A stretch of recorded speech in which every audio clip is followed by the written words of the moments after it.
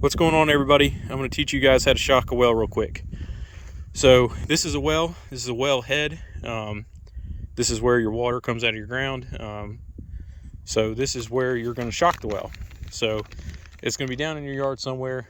Sometimes they're a little harder to find. They've been, got bushes or something around them, but this is what you want. So a couple ways you can tell. Some people just go ahead and shock their well every 2 years or something like that. That's fine. If you're not wanting to shock it and you want to know if you actually need to shock it, you can get a test like this. This is something I just picked up at Lowe's. There are two types of kits.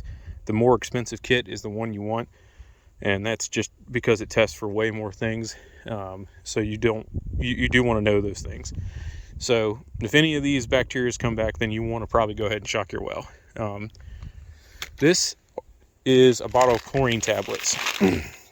This I just picked up from May's Supply when we went and picked up our well pump and everything, but I'm sure there's something similar at Lowe's that you can pick up, and these weren't too expensive. These are pretty inexpensive. So then on the back here, they've got the table about how much you should actually be putting down the well to shock it.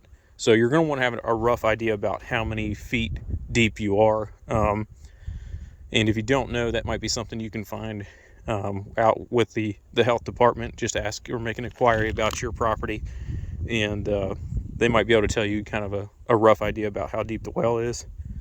But anyway, so you want to get your amount of stuff out of there that you need, or your chlorine tablets that you need, and then what you're going to do is you're going to remove the cap. They're all usually a little different, but this one here, you're just removing bolts. You just take these off, and then this cap's going to come up and flop off, and then once it's off, you're going to be able to see straight down in your well. And that's where you're going to put your chlorine tablets. Just throw them straight down in the well. Generally, you're going to have some wires and stuff at the top of the well head that you don't want chlorine tablets to get stuck in. So if you see one get stuck in there, you just want to shake it loose and make sure it gets down below that. But that's pretty much it. And then once you do that, you just put your well head back on, and you're going to let the chlorine dissolve. It takes about an hour. Once it's dissolved, then you're going to run all the water through the house. Just turn on all your faucets until you start smelling bleach at the faucet. Once you start smelling bleach, you want to turn everything off. Let it sit for about an hour or two. Let it clean all the pipes through, and then after that, you just run the water again until you don't smell bleach. So it might take 20-30 minutes, but you definitely want to get the bleach water out of there before you start getting water out of the tap and all that. But anyways, that's how you shock a well.